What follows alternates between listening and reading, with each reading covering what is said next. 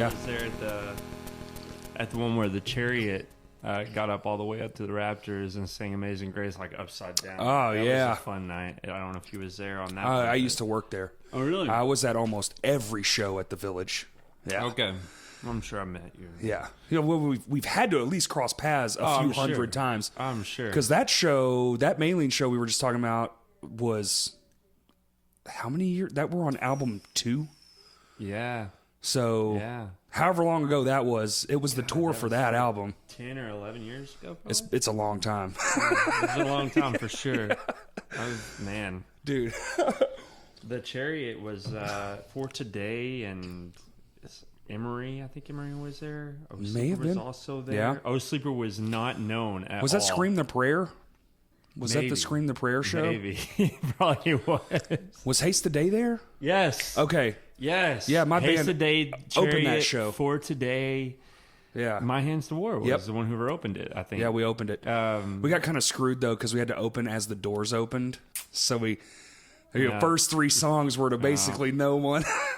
Yeah, y'all had a like a Guitar Hero light show. No, that was the band before us.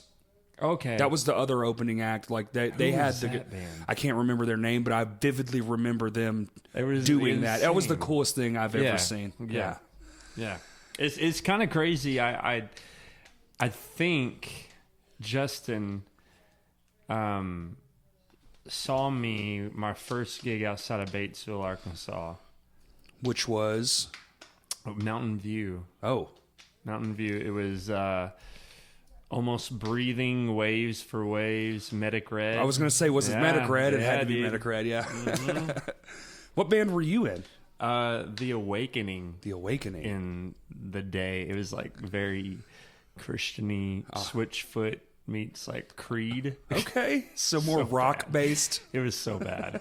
And then I was playing with Rosefire also at the same time, and that was a girl fronted. It was terrible too. Yeah, we all got. You got to go through the terrible ones to get better. 100%. Yeah. So were you playing guitar? I assume. Or were you yeah, vocals? front and guitar. Yeah, Frontman and guitar. Yeah. Okay. I had like a very Chevelle tone to myself, but the other guy didn't really like to play distortion, so he kept it clean. Okay. It was very annoying. Well, you can hear the octaves real good. That was so bad. He played like Creed crap, and here I am playing like Pete LaFleur kind of stuff, and God, man, it's terrible days, but good days at the same time. Yeah. I like to look back on those days fondly. You got the shit memories of some of the stupider, like just growing older, and you look back and you go, "Yikes, man! I wish I would have never done that." Yeah, I got a few of those. But then there's bands that I wish I wouldn't have stopped. Also, like My Brother, My Friend is by far my favorite band I've ever been a part of. I don't know if I ever saw that. What was it? We started off with 5 people. Connor Roach, whoever's into France now, he was in a metal band. They just did the stream on Wolfman's thing. Was that last night? Yep. Yeah. Him and the drummer, they both came from My Brother, My Friend. Okay. But then Dan came back, said that he wanted to... sorry. Yeah, you're good. He wanted to continue playing music with me and do De France, so he tried doing the Fallout thing for a little bit. Played like probably a year, and then he wanted to go back to France because I told him he had to come to practice, and he didn't show up for practice. Like, man, I'm looking for a new drummer. Yeah, I know you're one of the best drummers like that I know, but I mean, Jared Ives is my drummer now, so I'm not really worried about Jared Ives is and Joey Fanstar is a bass player, so I'm not even sure how to classify Jared. Jared's insane. He's one of the best, yes, maybe ever of just anyone. It's crazy because he was in the band with me from day one, which was Dark from day one. We played all the Edge Fest shows. That I remember. That crap. Yep. That kind of stuff. I just wish I could just rip away from my whole entire life. And I'm pretty sure Jared said the same exact thing. It was so depressing time. I was going through divorce, homeless, all kinds of other crap. So just the worst time. Yeah, and we invited Jared, and the band itself told me basically the same thing that they told Jared. They said, "Hey man, we're getting ready to go on tour. We got blah blah blah blah blah blah blah blah blah going on," and they still do that today. Okay. I stepped down from Day One about a year ago. I kept it silent. I didn't care about that scene, and that's kind of whenever I stopped going to a lot of rock shows because I've seen so much corruption in the Little Rock scene. So I just stopped. I stopped altogether, and I know there have been talk about me and Kurt, and I didn't know, but Jamie, my girlfriend, she's seen me and him like duke it out, kind of out online. Oh, the online beefs, just stupid stuff, man. But well, that's Kurt. He lives to troll. So oh yeah. Well, Jamie was like, "What if Kurt's there?" I'm like, that would be awesome if you ask me. I think it'd be really incredible because I'd be like, what the fuck is your problem? That's what he does. He just likes to stir the pot. I got you. I love him, but that's exactly what he's doing. I didn't know what was going on. Like anytime like he invites me to all these shows, I'm like, man, I wish I could go, but like a lot of these bands, they do it for fun and hobby and that kind of stuff. But the thing is, I have to do this for a living. It is my income, right? And I get invited to every show, and 90% of them I can't go. I just you're can't. Working, right? Yeah. Don't you play like bars and clubs and all that kind of stuff? COVID-19 has hit me hard, in a huge way. But I'd be invited to, even my roommate stuff. I lived with Jared from Go for Gold and Dalton from Levels, and I still have not yet to get to Go for Gold, but I got to go see Levels because one of my shows got rescheduled, and I immediately said, "Hey, dude, I'm coming, promise." So you're booking shows months in advance usually for that kind of stuff. I'm in a cover band, so I kind of know like that world a little. I'm getting used to it because we just started probably a year ago. Yeah. So we're just kind of getting our feet wet now because you have to learn 100 songs before you can even start. So it's kind of like a long process. I have about probably around 600 now. Yeah. That I have underneath my belt, and I'm not one of these people that just have one certain style. That's one thing about the cover bands around here. They like classic rock and country, and I'm the guy who does Linkin Park, 30 Seconds to Mars, System of a Down, Tool, Stained, and then I'll do Michael Bublé, and then I'll do Jason Mraz, and then I'll do Post Malone and Billie Eilish. Are you doing covers, or are you doing your own version of their song? All the time, own versions. I don't do them ever like the verbatim. Original. The only ones that I really, really, truly try to do to the original, but I still do it my own little way because I do like a lot of looping. Wise, I do a lot of Radiohead. That I like to keep it kind of as close to the original as possible. Yeah, because Radiohead's insanely good. Do you have a band? I do. Josh and the Fallout. We started. Joey and Jerry just got on board, and it's only been. Oh, so it's recent. Oh, it's very. Because I was under the impression you were still just, I guess, you. No, we started playing. I don't know, about a year ago. Okay. It was me and Dan. We was just doing like a 2-piece thing, like Royal Blood style. Sure. It was very much like Royal Blood. We always actually got told that we sounded like Royal Blood. We played St. Patrick's Day in Copper Penny last year, and that's the reason why I got invited to come back this year. I had done an acoustic, and that was the last show I played. Oh, really? Yeah. And they actually still had really it, huh? Weird. Yeah, it was super weird because it felt like it was super weird because first off we had some drama go on. A girl, I let her get up on stage and she like ripped off a Band-Aid and like threw it on the ground after she got done, and she was really not good, just not good at all. And that's interesting. Like one of the managers came in and was like, "Dude, you gotta get back up there, dude. This is not working. I have people like complaining how bad this is." So I'll get back up there, and right before I get on the mic, she throws that thing in the ground, and I make a public announcement. It's like, hey, just want to let you know, we literally are on the verge of being in quarantine, and you just threw a Band-Aid on the floor. That's kind of gross. That was anyway. very disrespectful, and you will never, ever, ever be on this stage while I'm on this stage ever again. Do you know who it was? I don't know her name. Actually, I do know her name. Maybe don't share. Yeah. Mariah. I don't know. I don't know. Somewhere in Hot Springs. But she looked at me and she's like, she stood up and she's like, are you talking to me? I'm like, absolutely I'm talking to you. So she comes up and gets one of her friends to come up there. She had just put a $20 tip in there because she told me, hey, I'll give you $20 if you'll let me play your guitar. And I was like, sure, okay, no problem. Yeah, cool. See.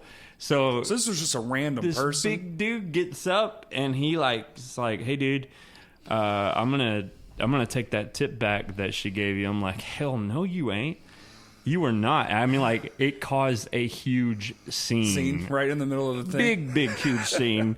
So it was incredible at the same time because you don't just tip someone and then just get the tip out. That's very she did get to do it what she tipped for. Exactly. So, and I told him, I was like, well, she played an $800 guitar and it's really bad out of tune. And I'm probably going to have to get new strings. So there you go. You just paid $20 for that. Even though it was bullshitting all the way. For sure. But he literally had it in his hand.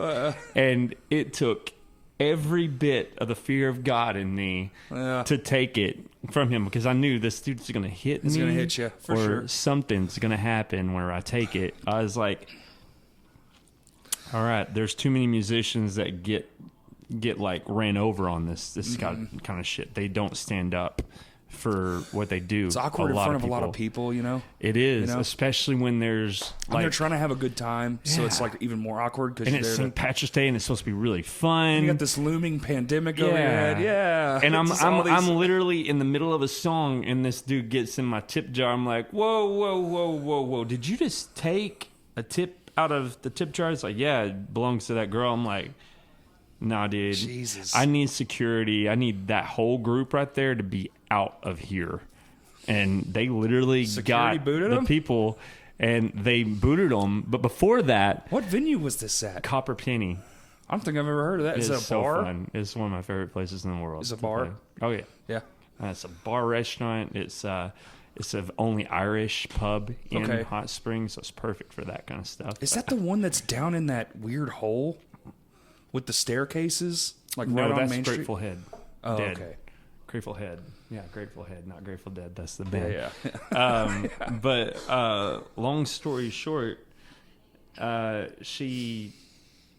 Man. After she threw a gross she came up to me as like, I demand an apology. Oh.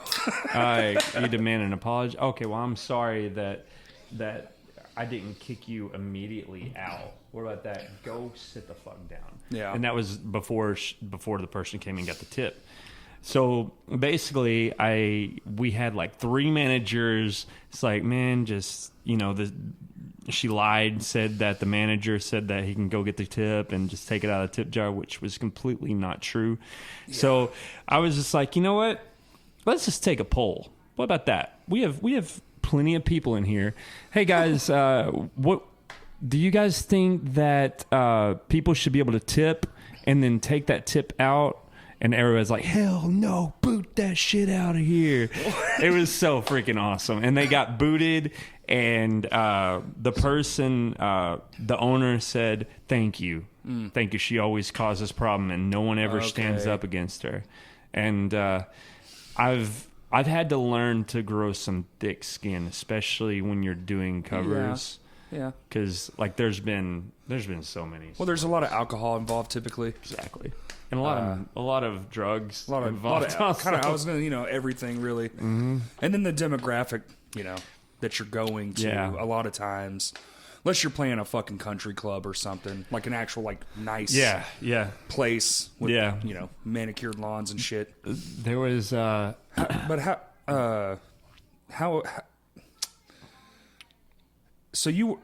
I wanted to get into this before I forget. You were making your whole living on disc, correct?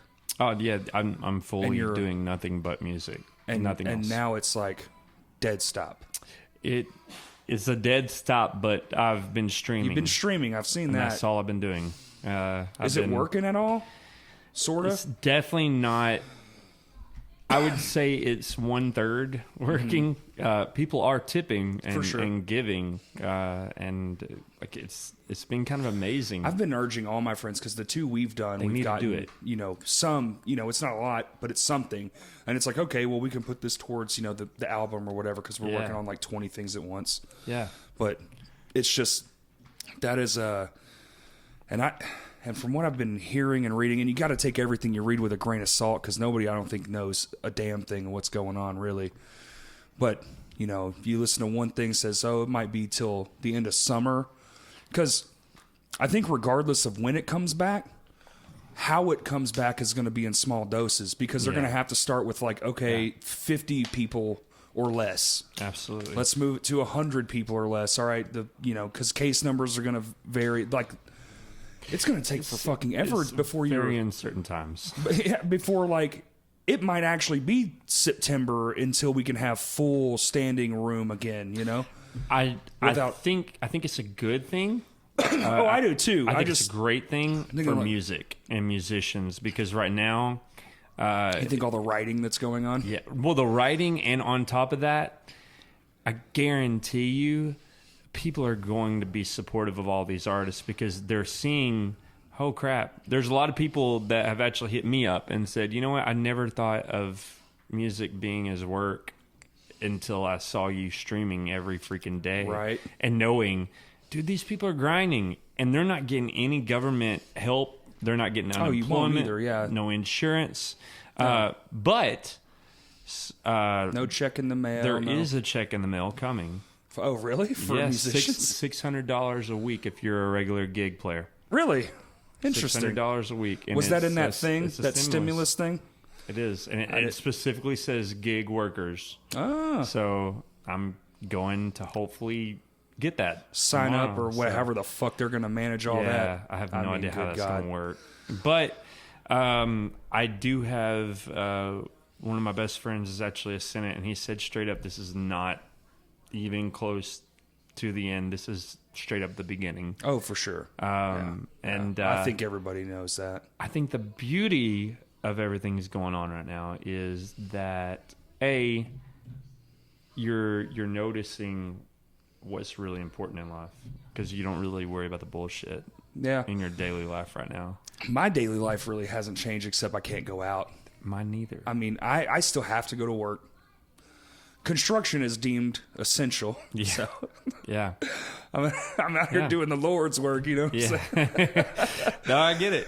So I'm still, fucking chugging flooring all day, so whatever. So it really, my wife got laid off, or I say laid off, 0-houred is what they're calling that, I guess. Not, she still has a job, it's just no hours. Yeah.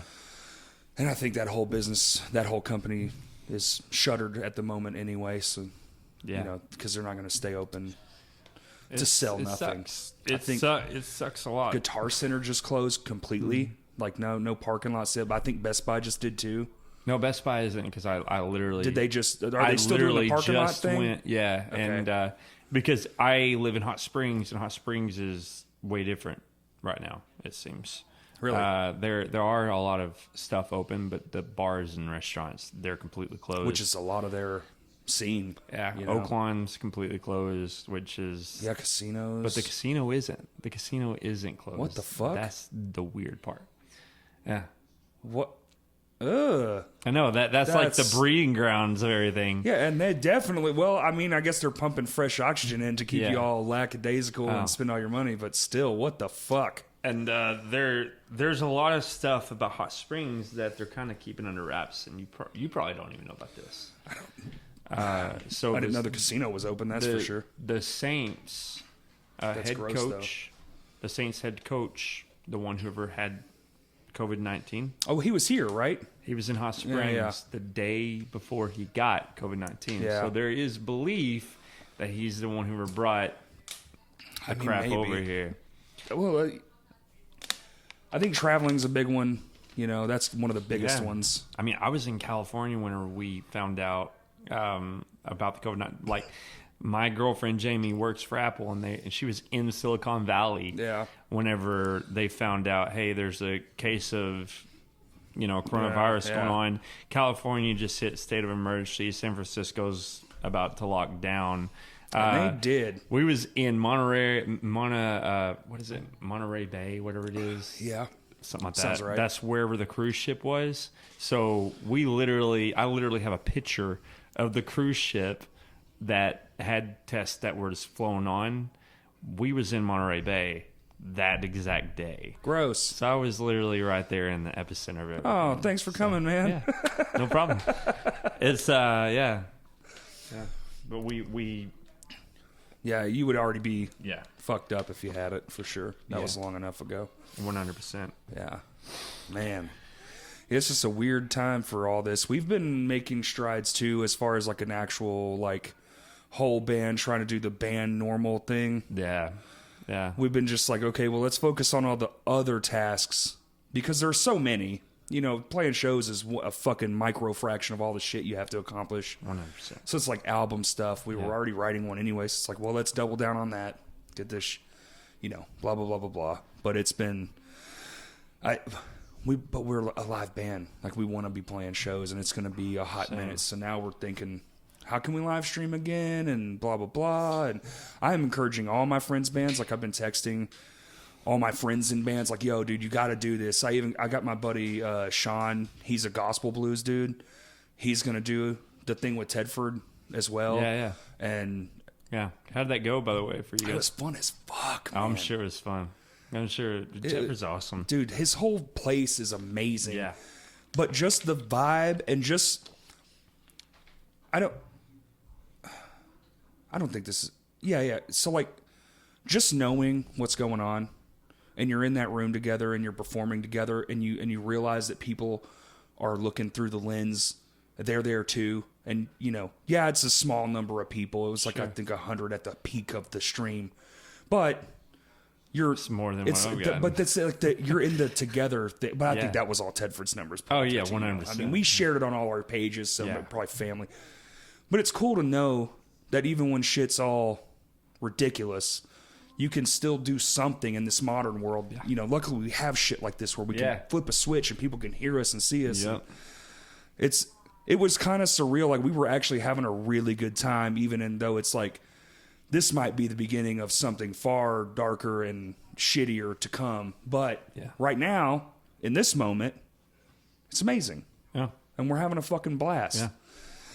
And we did. And shout out to Tedford and Wolfman Studios, and I think everyone should do it at least once, just to do it, just to say you did it at the least, Yeah. I actually am in talk with Wolfman because the unfortunate thing about Josh and the Fallout is I'm in Hot Springs, everybody else is in Conway, and then one person is in Little Rock. So it's a lot of distance. It's a lot of distance, and on top of that, Jared, I mean, he's a monster, and he does Prana stuff. He's working on his solo stuff.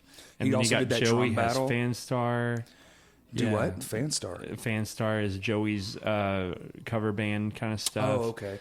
And then, like, we haven't been able to write. Like, we've only practiced one time. So y'all trying to not do covers? You're doing, like, originals? We're... Okay, so... Or both? It's... Right now, we as a band have never practiced ever. Okay. We literally got together and said, "Hey, let's do 4/4 bar and let's just do covers and see how it does." And then I brought an old original I wrote like almost 2 years ago, and Jared knew it, Joey knew it, and Alex knew it, and I was like blown away. I was like, "This is a solo song, and here we."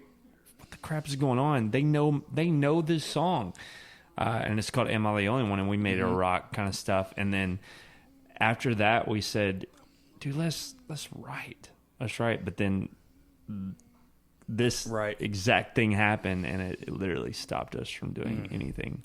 But right now, my studio is kind of went through a little flooding stage. So flooding? yeah, just a little bit, not much. But the problem with it is it's a lot to set up, and I've just been too lazy to set it up. What happened? Just like too much rain at one time and came under the door or something.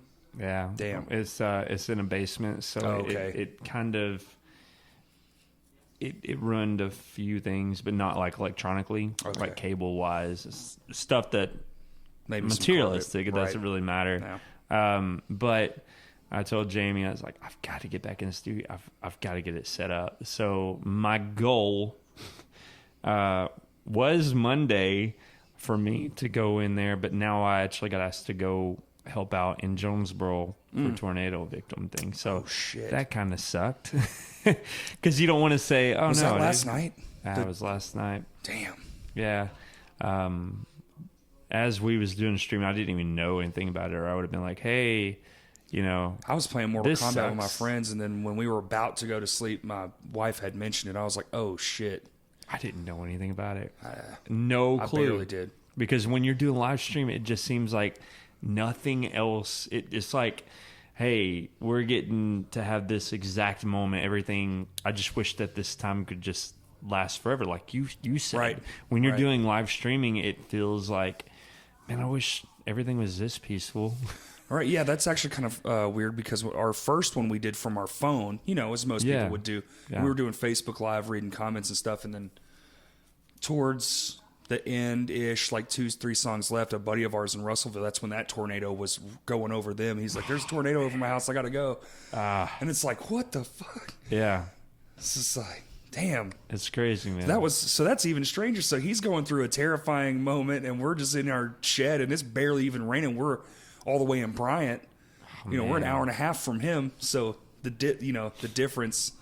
This is a weird thing. It's cool though, man. I know Pedal Weather did it last night as well, and I watched their whole stream. Well, most of it. Thanks, man. I'm joking.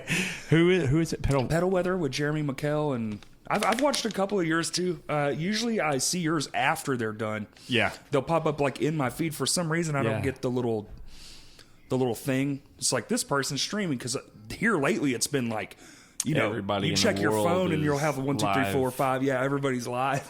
which is another reason why if you're a musician, this right now is the time to be doing exactly what you're doing. Like whatever, like the podcast, this is a perfect time. Yeah, to even live stream your podcast. Thought about it, and I don't. There's not a good. This is a new spot. So there's not really like I could put it like maybe here, maybe. Yeah.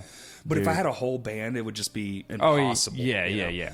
But I've also put some thought into, if this is a long-term thing that we're about to go through, and not just mid-April, we're going to lose some places.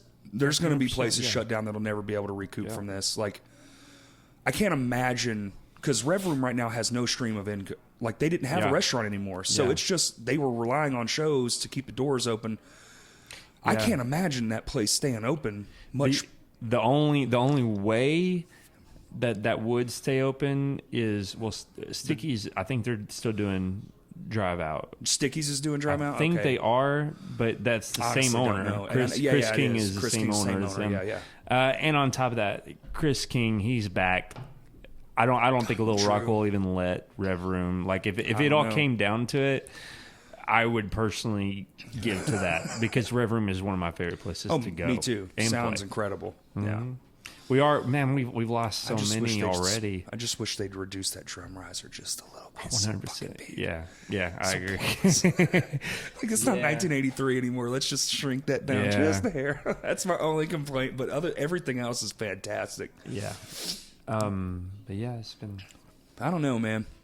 Seems this could be a new version of a normal thing. Like, 100%. I don't think this is gonna go away once it goes away. Does that make sense? No, I know that there was a person actually that got hit the second time, so it re-hit another person, and they got hit with coronavirus, and then they recovered, and then a week later they got it again. Well, what the fuck? Yeah, that's in China. Okay.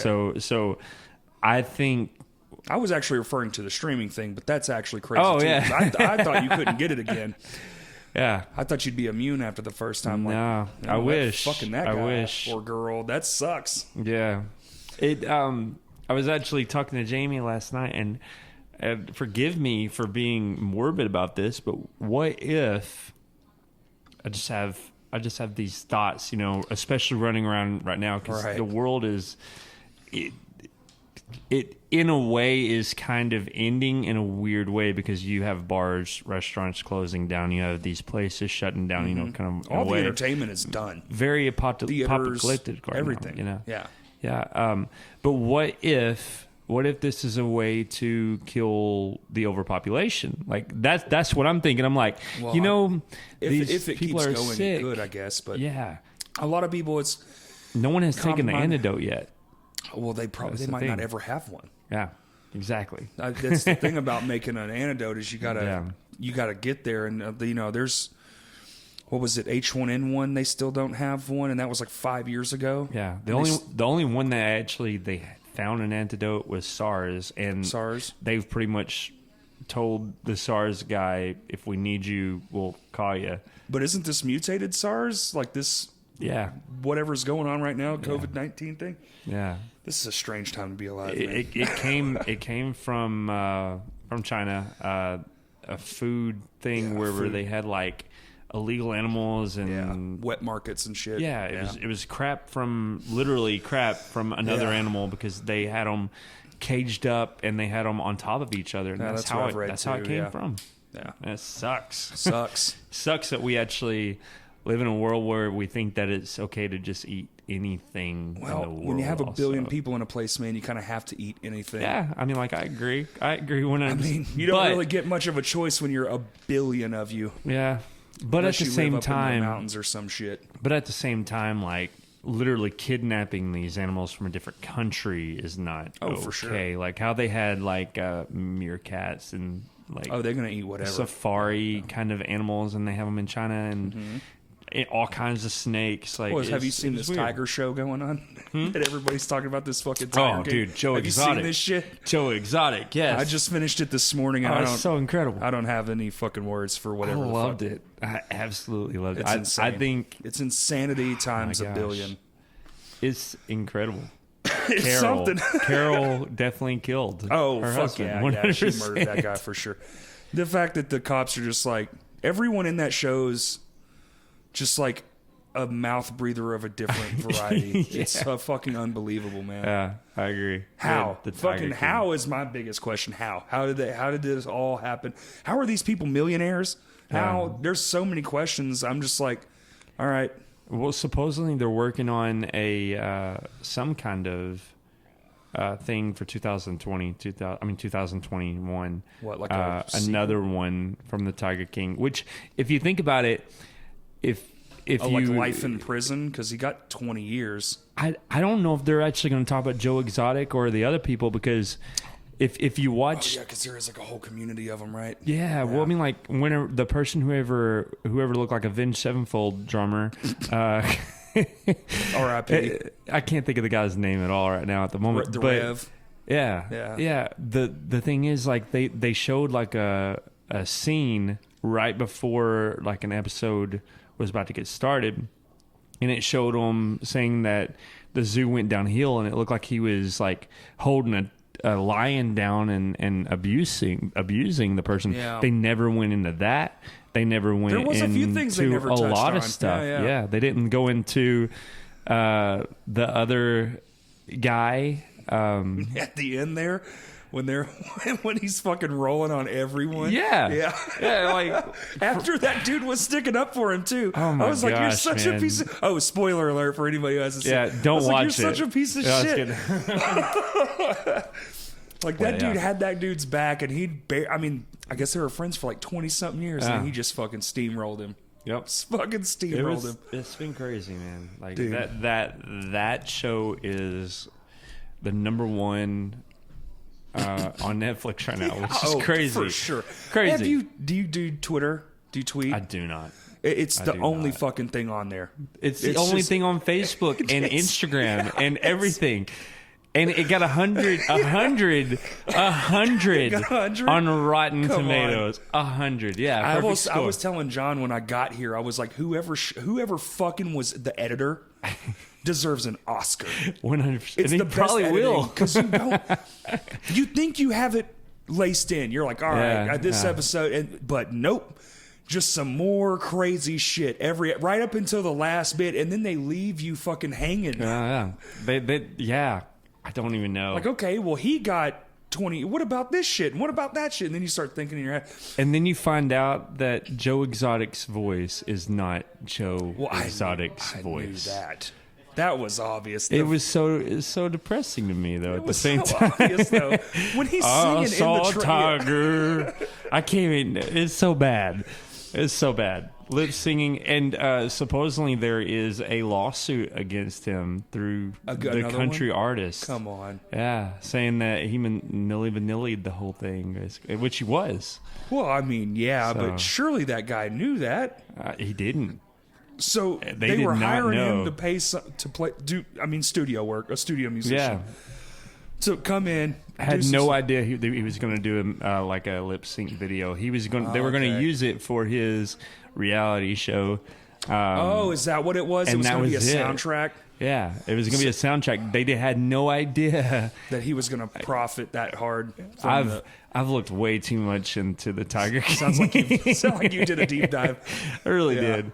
It's incredible. There's a documentary on YouTube about Joe Exotic also, which me and Jamie are totally going to watch it tonight. Wait, there's a documentary by Joe Exotic. By Joe Exotic. And it's on Netflix? No, it's on YouTube. It's on YouTube. It's like an hour and a half. Oh my God. I'm watching What's it called? Do you know? I don't know. Fuck. I can look it up right now. Yeah, please do, because I want everyone to know, and I want to watch it too. Let me look and see. Joe Exotic. That's a shit name too. Everything about that show made me sad, honestly. The older I get, the more empathy I have, and just the other people involved. Dude, honestly, like the poor Travis kid. Yeah. That's the only thing, like, that's the thing that makes me want to believe there's like something after life, because that poor bastard deserves something better than the whole entire life he got. It was disturbing. The last 3 episodes fucked me up. Worse than the first 4. I think it's like 7. I think it's 7 episodes. I can't remember. Did you find it? I'm looking at Joe Exotic music videos right now, actually. I was kidding. There are a lot of them, actually. Yeah. It's Joe Exotic TV. Okay. Oh, man. Oh, no, we're not going to play it. Yeah, don't play it. I know it's on there. I just don't know. We'll figure it out. I'll send it to you. Yeah, please do. Yeah, absolutely. I'll put it in the links if you send it to me before this goes live. Okay. Holy shit. Yeah. Damn it. Yeah. I'm going to have to search YouTube around and try to find The Life Exotic. Here it is. The Life Exotic. The Life Exotic. Documentary on Joe Exotic. Oh, my God. Controversial. Are you hearing this shit, John? Yep. Yeah. Well, all right. There it is right there. The Life Exotic. Dude, will you message me the link? Absolutely. Oh, my God. Okay. It's a documentary he did, dude. That's hilarious, man. I have to watch it. Yeah, we're going to watch it tonight for sure. I've already made it. We got Westworld, and then we got Joe Exotic again. Come on, me. Where is me? No, there I am. But yeah, this quarantine thing for sure is just starting, and it looks pretty rough on the music industry right now. You think? I know streaming is going to have a new place in all this, even after this is over. I think this is going to be. I think this is going to solidify almost. I hate to say dystopian style futures, but this is. I think something after this, we're going to have like a version, a different kind of version of life after this. Yeah, like we're going to have this weird thing where there is a new. Because I think kids that are right now that are like 8 to 12 probably are going to have some anxiety issues about going outside, shit like that, So I think we're going to have a whole lot of things where people just want to kind of stay in all the time now. Oh, yeah. Which I don't know if it's bad or not. I don't know if it's good or not. Yeah. I mean, when I was a kid, we didn't really go out much. Yeah. We really didn't. We went to a concert 5 times a year. I made mud pies and got on trees and broke legs and broke my. I rode my bike neck, in my all kinds of neighborhood, stuff, you know, like, or down to my friend's house, and we would sit there all fucking day in his home, you know, doing God knows what, shooting BB guns or something, you know. But it is almost ironic that it's almost like we're going to go backwards, but with modern technology. So we're going to still be seeing each other, just not in like these physical spaces as much. I feel like that could be a real part to what's happening. I'm just hoping we don't go to martial law. That is my number one. I don't think we can afford it. I don't think we'll ever come back from it. I think I'm not political in any way whatsoever. In any way. Yeah. In any way. I think Donald Trump has. I'm neutral on it, I guess, because he did get the check passed, which is kind of cool because I never thought that was going to ever happen. What are you talking about, the stimulus thing? Yeah, stimulus check. That's I don't know. Kind of crazy. I honestly don't know, and I don't care. I don't care because it's like it's only going to last. What are they going to do it every month? If this lasts 8 months, 4 months at least. Come on, man. I know. Come on. Oh. And if it does go to that, we'll never recover. No, we're too broken of a system to recover from something like that because people are going to start. I already have friends that are getting messages from landlords. I already have friends that don't have jobs. Yeah. I already have friends that are getting no help because they were told they can't even go to work by our governor, and there's no law saying that they can't be evicted. Yeah, but yet they're told they can't work. Yeah, that's where it starts, man. There's also a friend, and I am going to say his name. His name is Blake Foster, because he's in Fayetteville, and their landlord just upped the rent. Oh, really? And sincerely, fuck you for doing that. Honest God, that's just that's really shitty. Oh, it is. It's 100% shitty. That landlord doing that. There's all kinds of corruption going on. We are only we're only told what we want to be told. And it's the first 2 weeks of this. Yeah. What happens 3 months from now? Yeah. It's already stupid. You already can't buy fucking toilet paper. Yeah. You already can't buy stupid. Fucking, it has nothing to do with toilet paper. That's the crazy thing about it. I saw somebody. And coffee creamer. Coffee is creamer that is the new one. Yeah. Okay. Yeah. What the fuck? Like that's going to do anything? That was detrimental to me. I gotta have my coffee creamer. Starbucks is closed now. I gotta have coffee creamer. Got to, man. First my bucks, now my creamer. Yeah.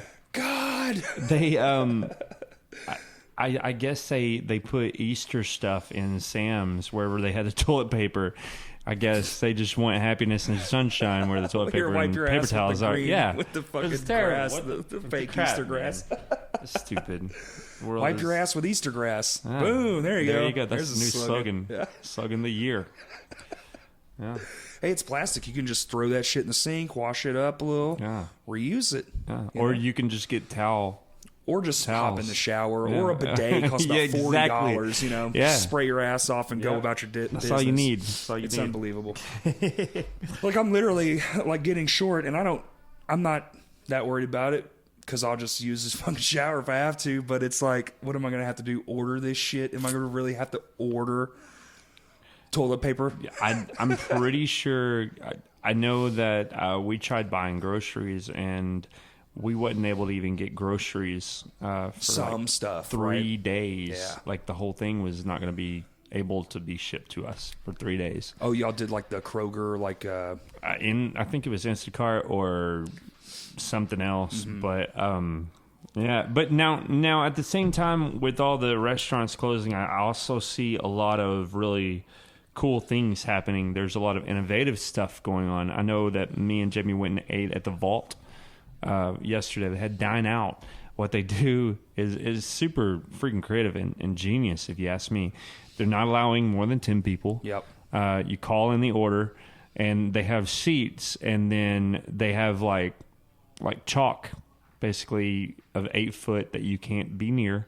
Okay. And then they have another dining table, and then they have an 8 foot cut off, and then they're being very innovative with that. But it's outside, like it's picnic table outside, style? just like a little picnic. You got to bring your own forks and stuff. No shit. Yeah, you got to bring your own silverware.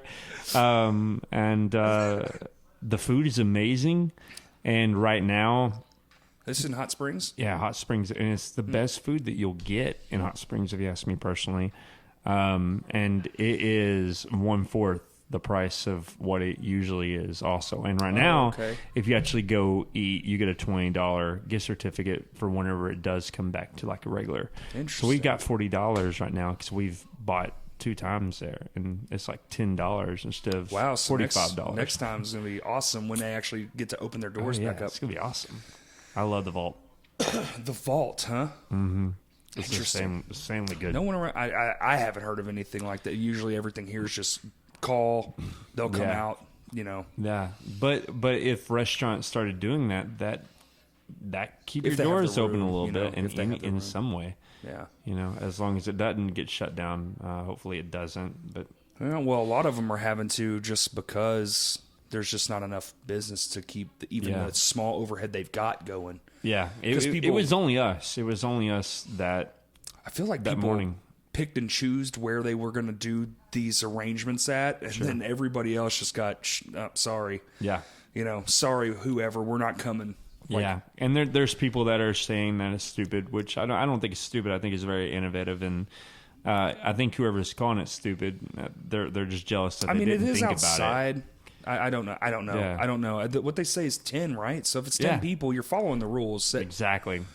And how they bring the food out is you're not allowed to go into the vault whatsoever. Right.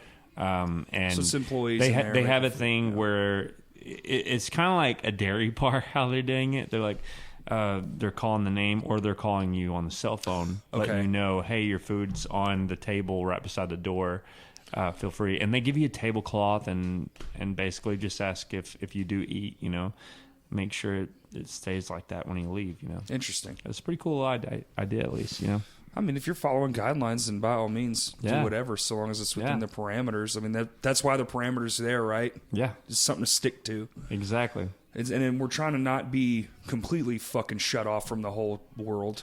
And I think that's why they're really trying to give that shimmer of hope, glimmer of hope, and like, it's a little different, but it's not. Yeah, it's so not the different. It's not the end of the world. Yeah. I think a lot of people are. I think a lot of this stuff is being hyped up more than whatever it is. Obviously, I hope so, but you I never hope know. that it's not over. Yeah, I hope that they are just exaggerating, and that it's not as grim as it could quite possibly get to. That's the hardest part. Yeah, it's like it's almost like a waiting game. Like, well, I guess we just keep going until we find out. Yeah, because who fucking knows? But it seems like all the other countries are on the downhill slope now, getting away from it. So we just got here, Well, so we're gonna. The problem with the U.S. is you go to Walmart right now down the street, you have 3,000, 5,000 people there. And I drove by a Kroger yesterday, and I was like, "What the fuck?" It's like, this is totally not social distancing. I'm usually not one to follow fucking around. I'm pretty fucking. Yeah, me too. I'm pretty fucking fuck everything, burn the whole world. I don't really care. If we're gonna fucking blow it up, let's just blow it up and get it over with. Yeah. But even I'm just like, maybe if you had just like some system where you let in a few people at a time, and you kept people at a distance in line, like, I'd be good with that. But there's just, you walk in and it's just a fucking free for all. Yeah. Now, there's people a lot, more now than normal in, masks and get up and, but, I don't know about a whole fucking store full of people. Yeah, it's not the greatest idea right now. And in Little Rock and Hot Springs, those are, there's a lot of tourists there. Hot Springs is the number 1 tourist attraction in the world right now. So I would really not want to be there in a Walmart. It's like, people come from all over to go to that spot because it's got, all the beauty and the hot springs and the casinos and all that shit. I mean, it's all closed, but still. Yeah, it's still very alive. Actually, it's kind of crazy. What's the nighttime look like down there? I have not been out. Okay, at night smart at all.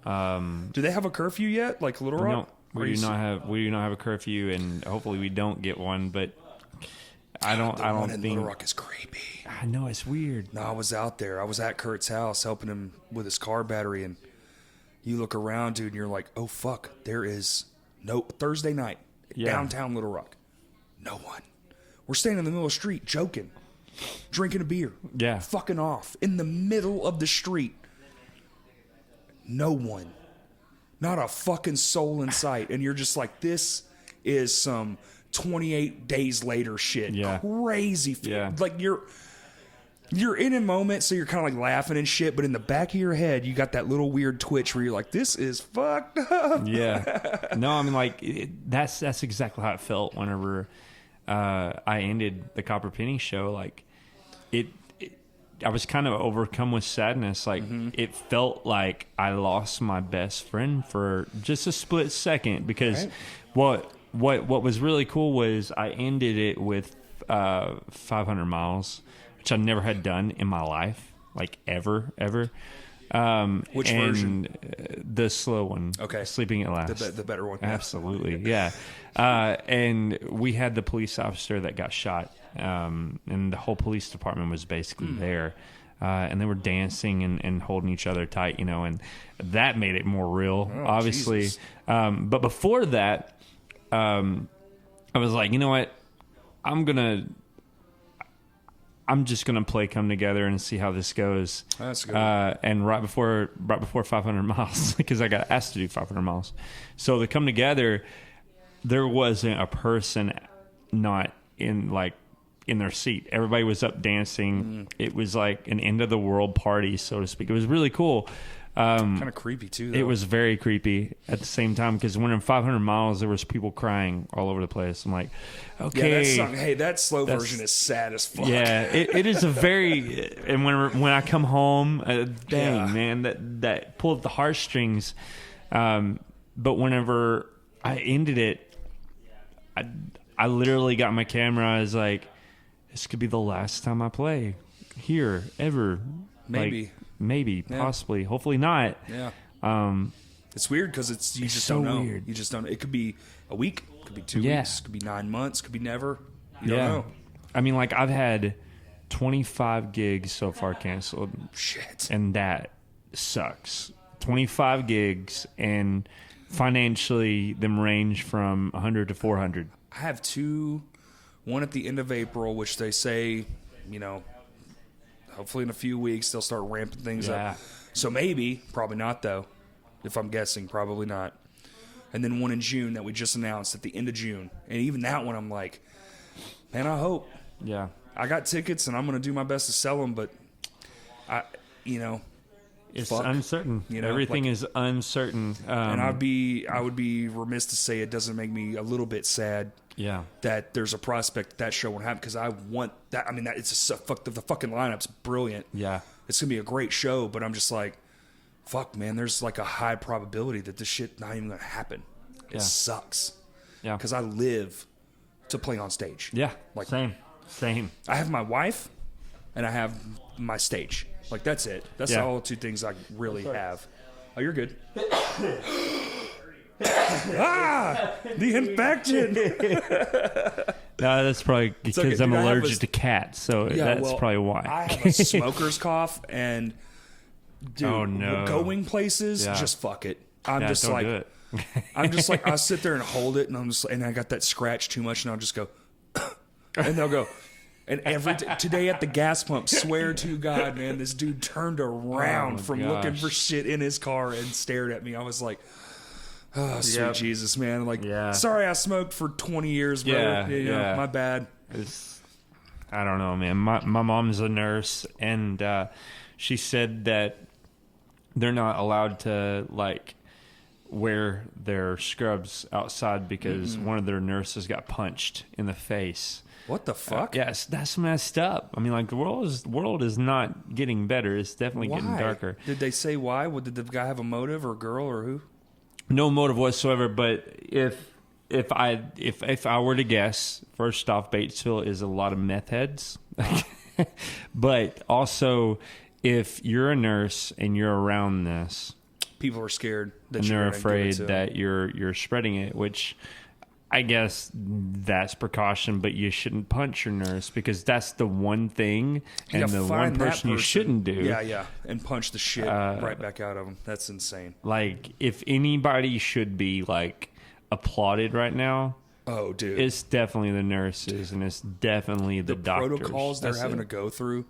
Yeah. Every time you walk in, even if you're not essential to that environment, just going into the hospital, they're taking your temperature. They're doing all these crazy measures to make sure.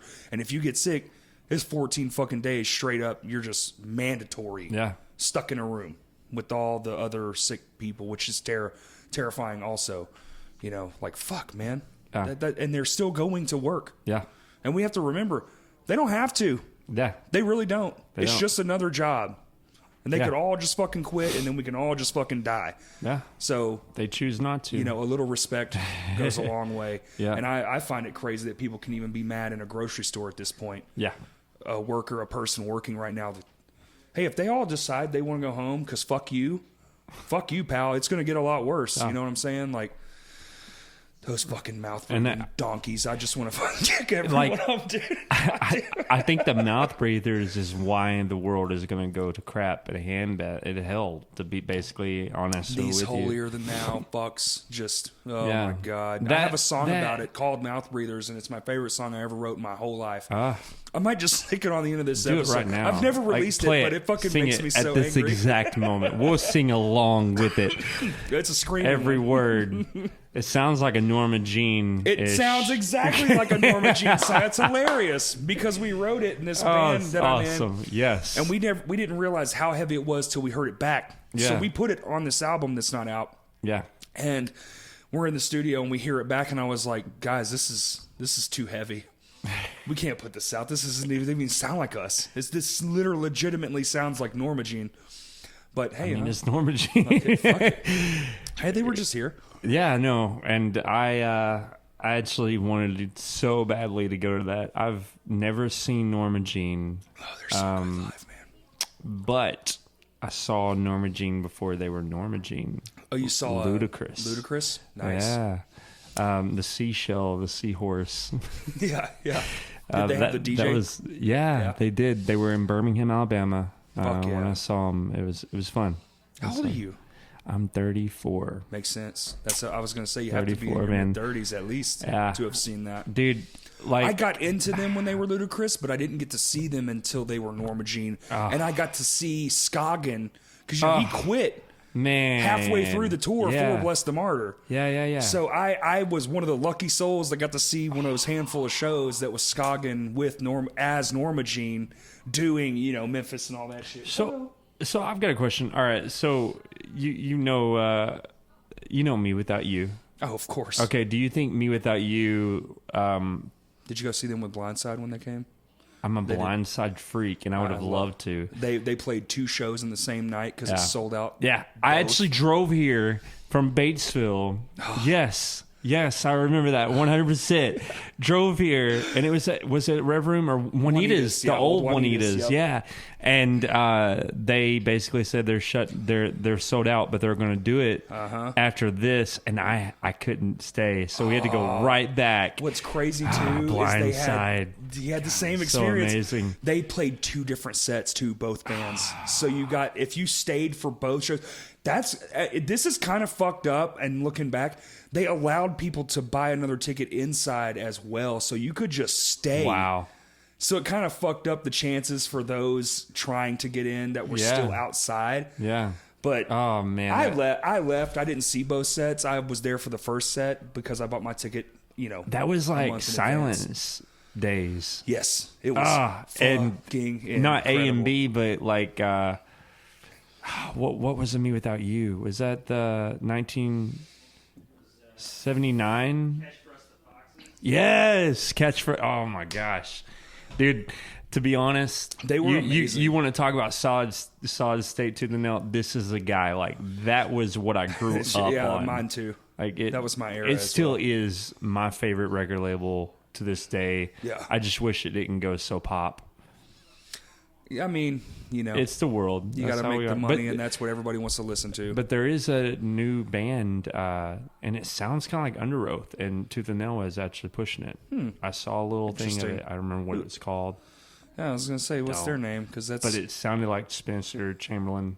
I wonder if it was. Sleepwave kind of ish. Hey, I wish that would come back. Sleepwave? I love Sleepwave. Yeah. I still like the new Under Oath, though, too. I do, too. It's Sleepwave and Under Oath. Yeah, it's like Under Oath and Sleepwave made an album together. What it is. Which, that's what it is. Yeah. And kudos to them for, growing up. And I know everybody gets all mad when bands change, but what the fuck, dude? What are you supposed to do? Play the same shit for 30 years? Fuck all that. Yeah. Because you know what happens to bands that do that? They come out with albums. You see these bigger bands that make these fucking albums that sound just like an album they wrote in the 80s. And they're like, okay, wow, it was big for 2 weeks. Now nobody gives a fuck. Yeah. Well, Play the hits. Well, I mean, like all these bands and... Well, you'll never be allowed to have a new hit. Yeah, no, never. You're not writing for now. You're writing for people 40 fucking years ago. Yeah, exactly. Those people don't exist anymore. That's why I think, and this is not against any metal band whatsoever, but I feel like the reason Bring Me the Horizon is as big as they are. Fucking gigantic. They got huge because they kind of went with the flow. Okay, well, metal isn't really doing really well. Well, didn't Day to Remember pop. Get Day to Remember insane? Went really. Green Day went like indie. Yeah. Like what? I'm not with that one. What? That was dumb. Yeah. I was so ticked. I was like, hey, let's listen to this. Oh, I didn't know Green Day was Modest Mouse. It was so no. I'm all for trying new things, but sometimes you miss too. They can't all be winners. I love the Bring Me the Horizon new stuff. I don't know if I've heard the newest one. The newest one is weird. Yeah. Like super duper electronic synthy. There's one song where there's literally a sound going on for 17 minutes. What the fuck? And he's just talking about the world and doing like a meditation thing. I've been trying to get more into that stuff, like synth-based music, just in general. Yeah. But some of it I just can't. It took me a long time. It's going to take me a while. I mean, I'm 30, almost 36, so it's going to be...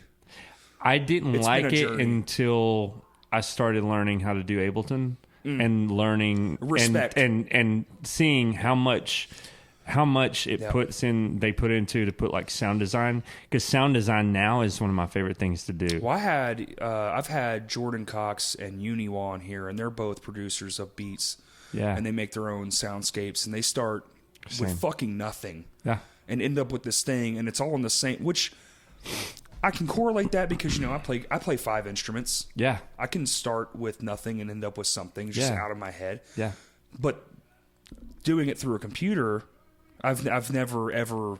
I make our samples, but it's sampling. I just pull shit from shit, stick it together, and go, that's dope. I gotcha, yeah. Or I'll pull a sample from Apple's like extensive 400 gig library and slow it down. Yeah.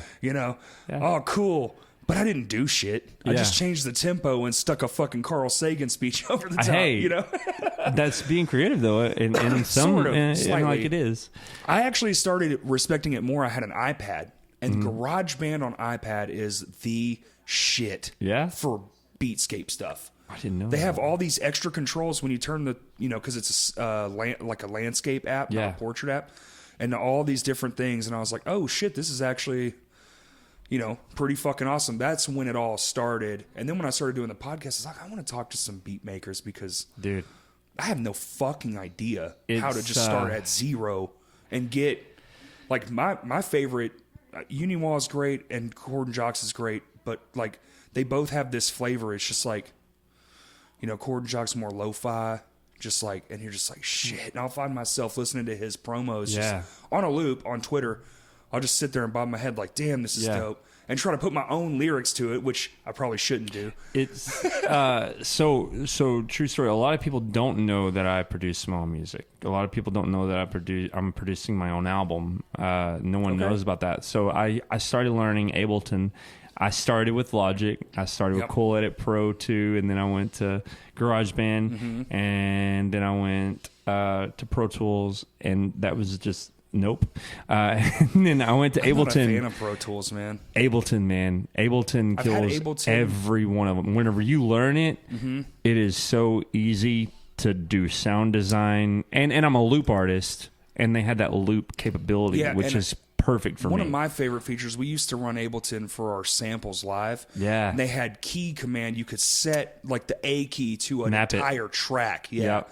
And I was like, yo, that's fucking awesome. Because as soon as I would hit the last note, I'd reach over as a drummer and be like, cue. And that would be, sample whatever. Yeah. That's awesome. This doesn't have that. Yeah. We're running into Logic right now, and it doesn't have that capability at all. No. Well, you have Arturius, or what is it called? Arturia. No. What is it? It's a big synth. I can't think of what it's called at all.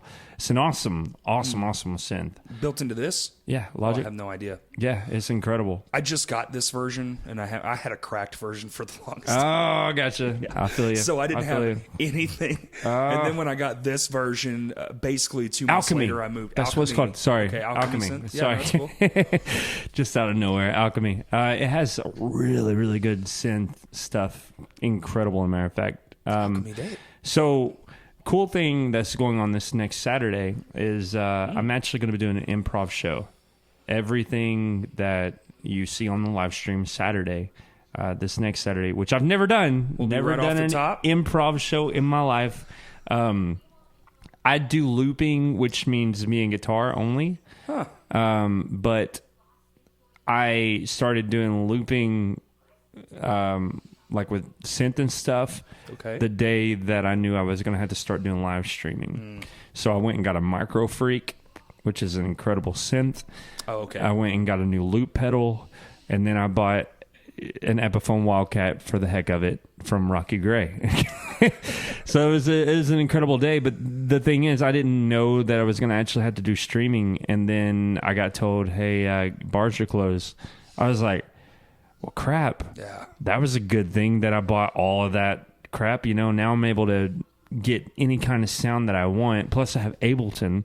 I'm probably not going to use Ableton on it this time, but Saturday, I have drums. I'm going to have synth. I'm going to have probably bass. I'm going to make it sound really unique. I don't know what it's going to sound like. Everything. Okay. Vocal-wise, guitar-wise, drum-wise, synth-wise. Lyrics, too? You just going to pop off the top? Everything. Damn. Everything. I actually did. What time are you doing this? Don't know yet. I think nighttime or like noon? I'm thinking about 6 to 8. Okay. I think maybe 7 to 10. I don't know. I really don't. I literally am challenging myself. That's a challenge with this because I'm like, okay, you can't practice because that's cheating. Right. So I'm literally distancing myself from instruments until I actually do the live stream, and I'm doing nothing but covers that night, Friday and Thursday. And I'm really hoping that people will come in because it's interesting. It's going to be weird. It's going to be so weird. Soundscapes galore, like weird lyrics. You just never know. The music and stuff is cool. Like that seems doable, because you can get a vibe and just be like, all right, cool. Yeah. As long as I follow this pattern, there's my song. Yeah. But the lyrics being not already written. Yeah. That's going to be crazy. That's like freestyle. I'm challenging myself to the max, basically. That's nice. Me and my friend Devin Davis, he's a pastor kid from Batesville. We used to actually we used to have conversation. Like we would say, man, I don't even know, hey, dude, I used to live 3 doors down from Building 429. Can you grab me a skillet while you're at, that shooting shit like that, And then he would give me a conversation, and we would go to Dairy Queen, and we would have these conversations just to see people's response, and they'd be like, dude, I think they're high on crack or something because they're making no sense whatsoever. Yeah, Dairy Queen, where y'all's Dairy Queen was, great possibility. It was incredible. It really was. But it's good ass food though, man. That was some of the best. Dude, it was incredible. Yeah, yeah. And they changed it. So, are you from here in Little Rock? Where are you from?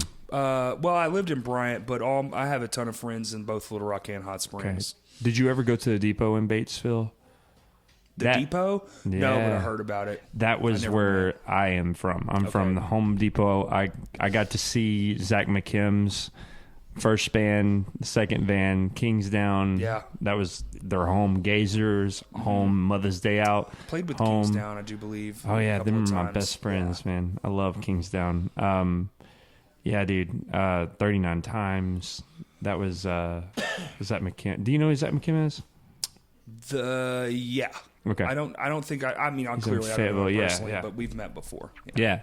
And then, man, after the tragedy, oh yeah, that was their home spot basically playing because there was nothing else. Like you had like the Depot. 7,000 years or some shit. Was their name before that? Meek. I think Meek before. It might be a totally different band. I cannot think of it, but that was where I drew inspiration from, and that was whenever Tooth and Nail and Solid State was like, dude, they had every kind of music, man. Hey, Today was coming out. Well, I can't remember his name, Dan or some shit. Amberlin. They had everybody. It was the best roster maybe ever of any label, I agree. in my opinion. I think really, honestly, I probably still listen to more Solid State and Tooth and Nail. You think about that whole era, everyone was wrapped up in it, the emo craze, all the bullshit. Oh, yeah. It was a big thing to be a Christian band. They owned almost all the bands. All the bands everyone was listening to, they had almost all of them. Yeah. They were responsible for most, and everybody else's shit was just like, oh, fuck, hurry up and grab these lookalikes and soundalikes, you know? Yeah. It was an insane time. I mean, think about it. Think like Haste Today, Norma Jean. As Cities Burn. Fucking Me Without Azalea Dying. Devil Wears Prada. Under Oath. Yeah. Emery. Amberlin. Emery was so... The Maylene. was fucking insane. God, yeah.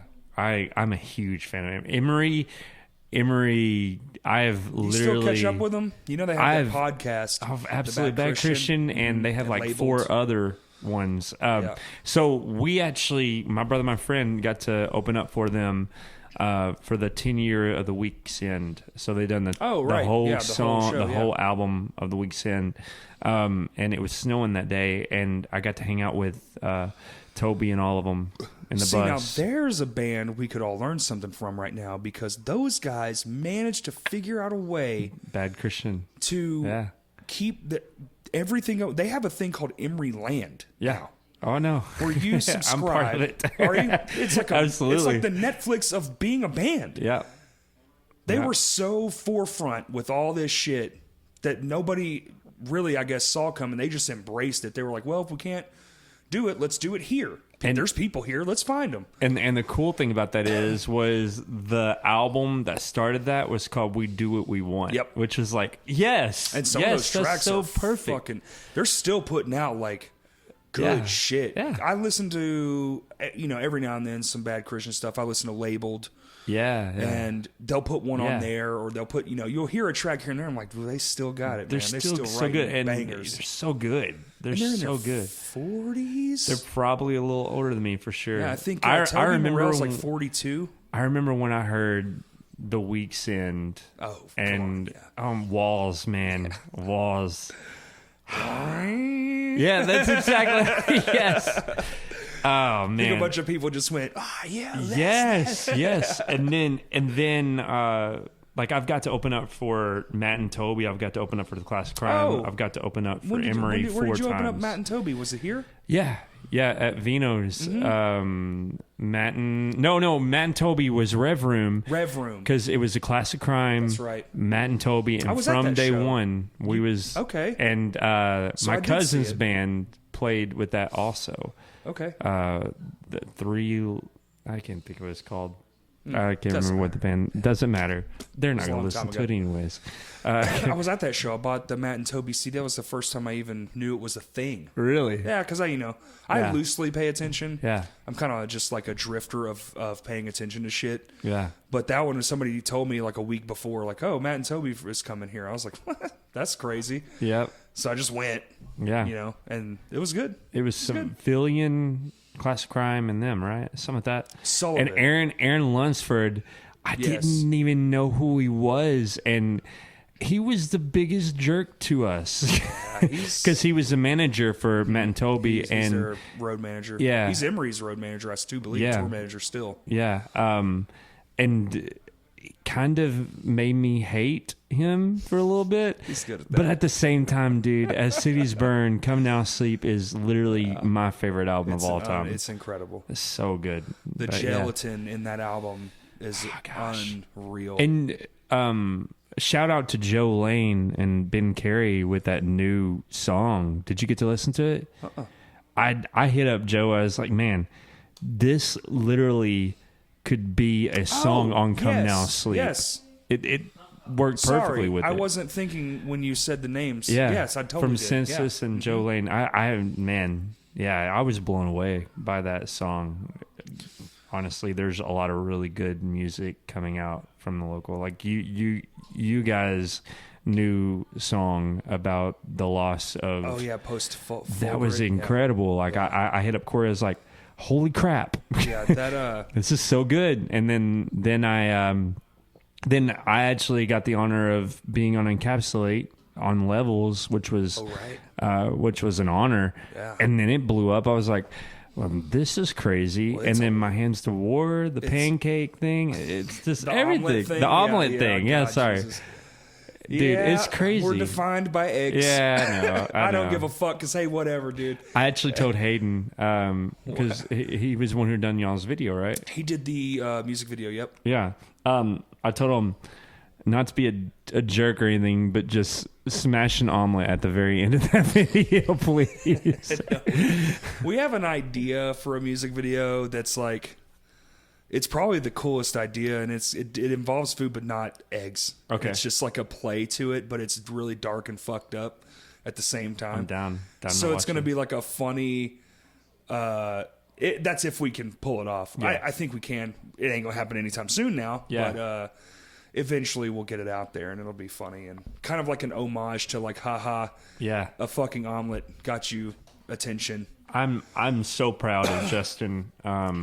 Like, I haven't seen him in years, but I'm so proud of what he's done, from seeing him from Medic Red to what he's doing now, Nintendo Core, to my Hands to War. It's so good, man. Like, y'all's music is legitimately really good, and I really enjoy it. We work insanely fucking hard on it, too. So good. But it took a lot of insanity in life. And, you know, if we'd have just stayed... broke up or whatever you want to call whatever, I guess it'd be a hiatus since we ended up getting back together, but it was it took a lot of bullshit, a whole lot, things I don't ever want to go through ever again. So it's almost like a double-edged sword where it's like, I'm glad we're making the music we are right now, because in the space when we're together in our jam room, it's the best shit we've ever written, ever. And you're just like, you're looking around, sometimes you hit it and you're just like, God damn, man, when people hear this, it's going to be fucking nuts. Yeah. But it took a lot of life to get to that point. It sucked ass. Yeah. You know? Well, it's not only him that I'm very proud of the scene, how it is. Dude. Like, I really am. Like, if you went back just 5 years ago. Yeah. I remember playing with Tyler in the Sporting Cast, like, and then seeing Anchor for Appetite.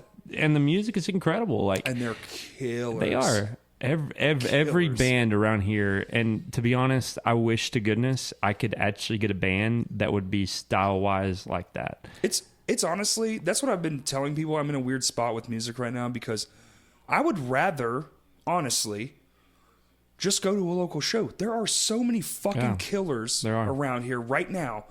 I don't need to go spend $50 fucking on a ticket and then $30 on a t-shirt. I can spend $30. Yeah. I can get food, a beer, a shirt, and hang out for, $30, the $40 best time of your life, and watch a killer. Mm-hmm. These guys up here just slaying shit, and I'm just enjoying my fucking time. And guess what? They're all my friends. Yeah. I can go fucking hang out with them after this. I can talk to them, shoot shit, go over to their house, play fucking Nintendo when it's all over. Doesn't matter.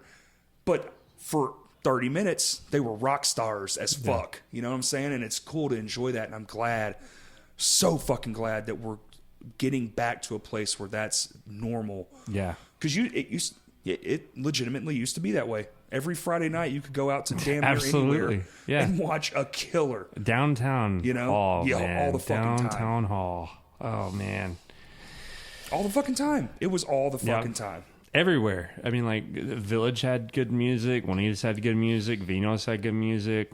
And now we have more genres to pick from too, I feel like. Yes. Everyone's kind of doing their own vibe of a genre. Yeah. You know? Yeah. And there's another band about to hit the wave. There's a few that I know about that are coming. There's bands that are making slight little changes, like Past Comfort just changed up their speed. Mm-hmm. You know? They're going Son a lot of more. Mars. Mm-hmm. They haven't even got to play their first show really yet. And Tiny Towns is a new one that's coming out, dude. Yeah, their live stream was kick ass. I've known them for.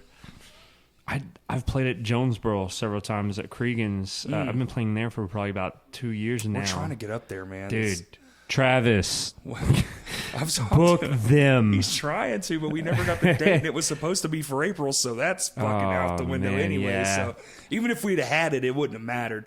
Yeah, but I would really like to see if I might, tell you guys like the perfect lineup in my eyes. Do it. In no order whatsoever, because I think that every band is incredible. I think Census, Go for Gold, you guys, Levels, Anchor for Appetite, God, Son of Mars. That's a festival. Levels. Levels again. He said. That's about it. Just play it again. Because I really like every one of those bands. I don't know much about Past Comfort. I really don't. I've listened to the music, and I mean, like it's not bad by any means, but it's not your style. My That's style fine. of music. Now, Tiny Towns, I can get down with Tiny Towns. They're good people too, but I think there's a fine line of, first off, genres wise that you're going to get in that. I mean, like it might be a festival, but at the same time, dude. Yeah, that was like 7 bands. That'd be a long day. It'd be a long day, but it almost be you guys would do, sell it out 3 times if you guys be fun. did it. That'd be a sick show. It would be so good. The one we just announced is Census, Anchor, us, and Any Given Room. So yeah, pretty fucking solid. And that's if it. I hate to be like a dirty little naysayer because I'm usually not. I'm pretty optimistic, but. Even for being such an anarchist, I'm pretty optimistic. I'm like, the world will be fine. Yeah. Let it burn to the ground. Yeah. We'll be fine. This fucking cat. Hey, what are you doing? I know. He's been like clawing at my leg and like, get away from me. Go away. No. Hey. Come here. That's all right. No, that's Bebop. There's and Bebop. Rocksteady's in the like.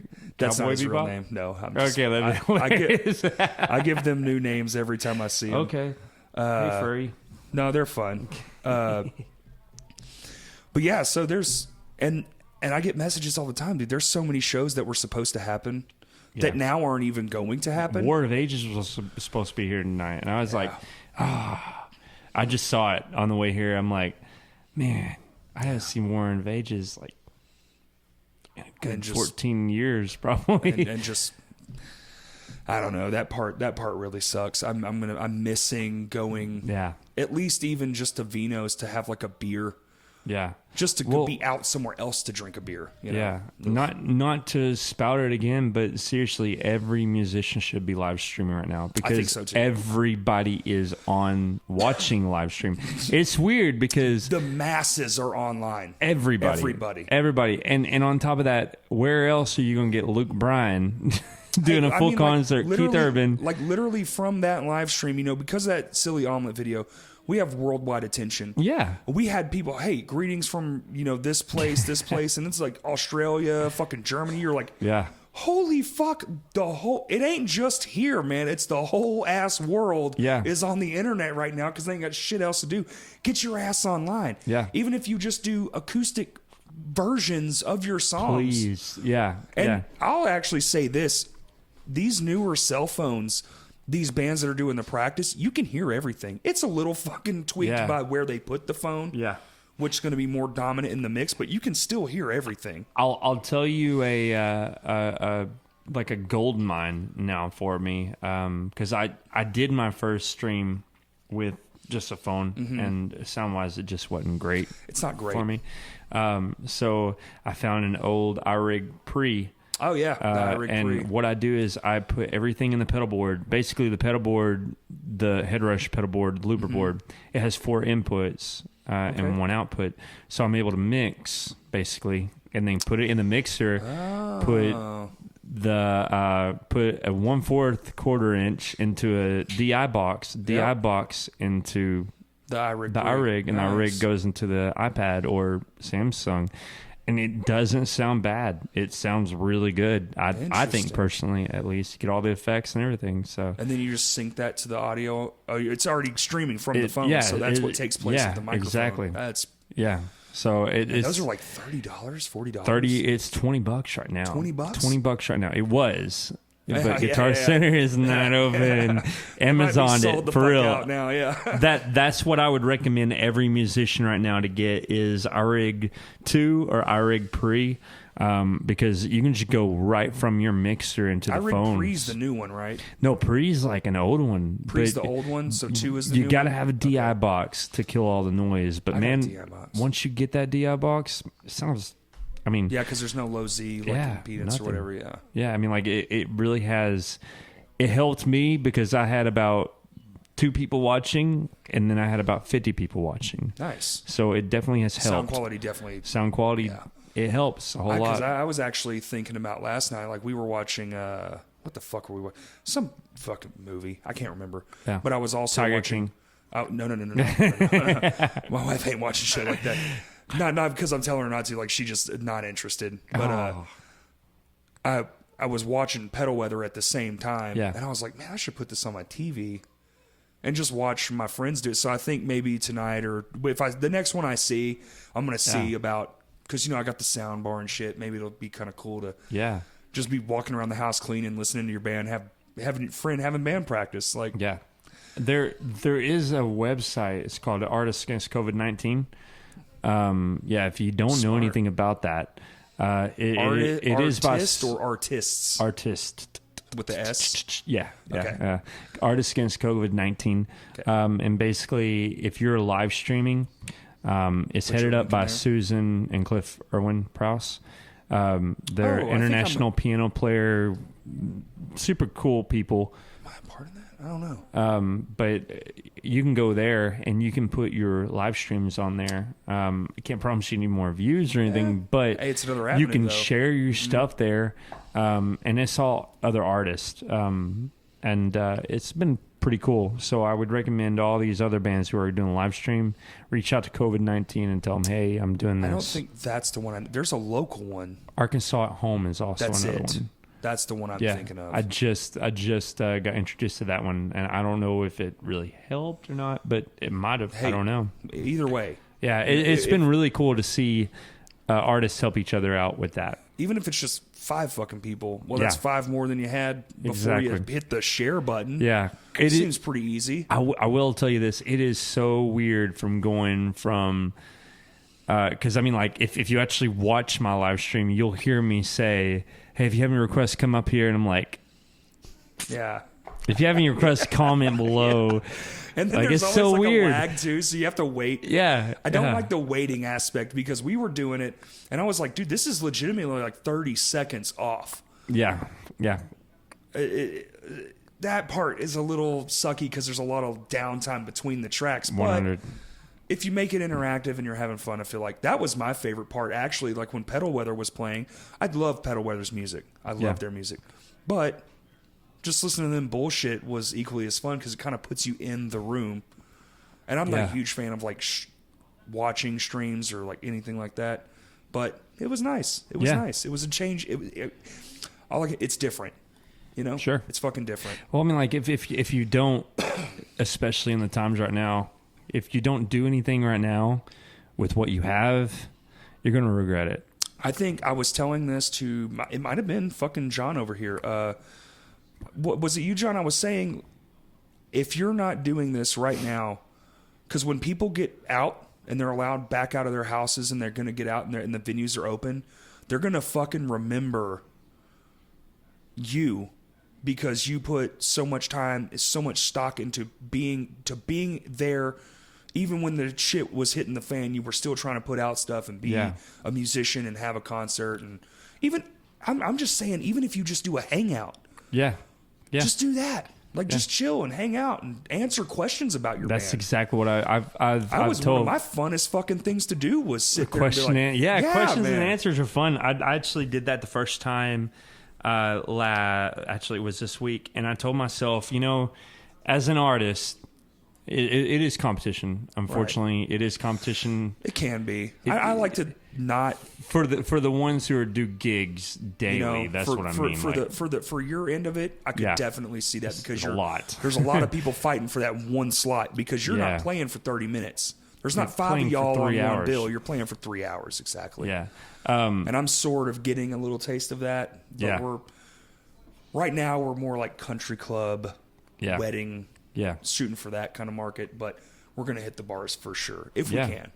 But fuck, we tried. I think like Fazer's like 3 months. You have to book 3 months out, so it's like it's crapshoot. It is competitive. If you're doing streaming, don't just stream. Like get on there, build relationships. This is the most important time for any artist right now. Whether it's a band, whether it's a solo artist, whether you're a DJ, whether you are a poet. Share your gift, share anything that you have, because what's going on right now is people are seeing you and saying there's a glimmer of hope, and that's that's really one of the reasons why I do it. It's not because of money, because the money really isn't great. Obviously, no, I mean, it's better than being a band, but it's still not like. It's not best. Great. Yeah. But if you're able to get them people to look at you and be able to escape the world just for a few minutes. Even Molly from Tiny Bird Wings, she was doing like a knitting thing. Yeah. And I'm like, I don't know why, because I don't knit. Yeah. I never have. I don't know that I ever will. But I was like, man, should I tune in and watch people knit just because I know her? You can learn all kinds of stuff right now because people they don't have anything else to do. Like, exactly. But the thing is, and I love learning. That is share anything that you have. If you're good on guitar, get up there and just play guitar. People will watch you, right? And you're building that relationship. And as a artist, it is really, really hard to get people into the shows, especially in my business, because I do cover shows more than original. Right. I'm hoping that I'll be able to transition that to original whenever this whole thing goes over. I just hit the water ball. Okay. That's what you just heard. I'm a very hand signal guy, if you can't tell. But if I'm really trying really hard to build relationships with everybody whoever hits into this little glimpse of Josh's world, because you don't have the persona, you don't have anybody to impress. You're literally yourself. If you mess up, awesome. If you don't mess up, cool, whatever. They don't care. They don't care. They just want to be able to escape. Be that escape. If Reliant K. There you go. Tossing it back. Yeah, the first stream we did, I messed up pretty good. And I was like, man, fuck, I kind of got in my feelings about it. Yeah. But then I realized, like, there's nobody in here. You're just it's practice. That's what you're supposed to do. Exactly. That's where you fuck up. Yeah. It's a unique way to be like, oh wait, I'm supposed to have the mistakes and get through the bullshit. Yeah. That way live, I don't do this shit. Yeah. And then we played Tedford's thing, and it was just, dude, I felt so fucking phenomenal about the whole situation. Yeah. I mean, I think I messed up one song because like the cymbal knocked the stick out of my fucking hand, which shit happens. It shows that you're human. Yeah, the recovery was a little off, but whatever. It's all right. And it was fun, but it was fun. Yeah. Like it took the one to make me go, you're just. I do have one thing that I have seen a lot of people live streaming. They wait until there's people. Don't wait. Go right into it, because what's going to happen is these people, when they watch it, they're not going to just wait to watch that. Right. If you're waiting 2 minutes for people to come in, they're going to skip that video altogether. It is a good chance. We did that the first time because we posted a time, but then our singer was late. So we were like, yo, let's do some questions and stuff. Yeah. If anybody's listening to questions, like we weren't just having it on twiddly-dee. I I did that mistake the first 3 times. You just let it be on while you're fucking around setting stuff up. I was setting stuff up. I pressed record and I was setting stuff up and my sound wasn't on yet or anything like that. And I forgot to turn the sound on. Oh no. And literally you're seeing me do this right here and playing drums and there's nothing coming out. I'm in this 2 hours and I'm like, shit. You made it 2 hours. 2 hours without having anything on. And I noticed that my numbers were like 50, 49, 48. I'm like, hey guys, share, tag some people. Yeah. I'm really getting into it. You know, I might be dancing. I might be, getting another guitar. And I'm thinking everything's going good. And then I get a text from like 15 people. Hey, dude, you've been going for about 2 hours. No audio. For no volume going on. Thanks right for here. texting me that now. Yeah, right. Well, I didn't have my phone with me at the time. Like I was getting them as it was, but I was using my phone to read the comments, so I killed the notifications. So damn, I'm not getting any notifications. I'm not getting anybody telling me, "Hey, there's no sound." I'm not getting anything. Ouch. So I was like, "All right, well, great." Ouch. Awesome. Yeah. So I deleted that one, obviously. So you can't find that. Yeah. It's gone. So that's pretty good. So how long have you been playing actually? So you're 34. You've been playing since you're probably a teenager, or was this like a childhood thing? It was a childhood singing. Childwood. Yeah. Childwood. It's a good band name. Childwood. So grew up in, I really don't remember the first time I sang because I literally feel like I got out of the womb and got on stage and started singing Southern gospel. So, yeah. Church kid. Yeah, church kid. Yeah. I still believe. I'm just not a Nazi Christian like I used to be. Yeah. Well, thank you for that. I believe there's hope, and I still believe in that hope. But if you don't, I've learned to respect that and go on with my day. We're all just ourselves, you know. Yeah. Yeah, we're all here trying to spread hope, and that's nothing else matters. Yeah, just be nice. Yeah, that's it. Yeah. That's the only thing that counts. But been playing guitar for probably 13 years, I think. Okay. Been playing professionally, as in like for a living. I lost my job at AT&T 2 years ago, and the regional manager like came up to me and was like, "Dude, I wouldn't usually tell someone to do this because, well, I mean, like I've never had to have this conversation, but dude, you ask off Fridays like to get up a little bit earlier so you can do shows. So, and you believe that God made you to do this. So why don't you test your own faith and do this?" Yeah. And I kind of jumped face first, and I never looked back, never regretted it, and made more money than I have with AT&T. It's kind of crazy. The only way to do it. Period. 100%. The universe, God, whatever you call it. If you're not going to give your whole self to it, it's not going to give your whole livelihood back. You know what I'm saying? Like, it's not going to give you sustainability back. Because if you can't focus on it 24/7, you can't live on it 24/7. You never know what could have been if you don't. That's right. Just do it. I mean, we're kind of in that boat right now about just we're working on things and we're trying to get things done to where it's like, well, if the opportunity arises, it's just, all right, let's just dive headfirst into this motherfucker and see how far we can swim. Yeah. Until it's just, all right, hey, we did the thing. We didn't have a warning on us. We didn't literally have a warning on this at all. This just sucks because our 2020 was mapped out already. We had the whole year mapped. Yeah, same. And it's done. Like we have no idea. Now we can try to throw some things together, and we are, and bring some sort of order to what we had. Yeah. But if this shit lasts till September, do you know how hard it's going to be to get into a venue to get a show? Well, I being a band. Yeah. Like a singer-songwriter, you might have a little bit easier time. I don't know. Yeah. But I think the competition is going to be thick. It's going to be thick. Oh my Big God. time to get back in. Vinos will have a show every fucking night of the week. Which is going to be great. Oh, yeah. If you ask me. I mean, like, that's what I was talking to Jamie. Absolutely not. Not at all. But at the same time, like, whenever this if it ends, hopefully, like you said, you want to be positive about it. I think April's just. I'm thinking June. At least. Yeah, June or late May, early June. I'm thinking June 15th because it's my birthday. Oh, okay.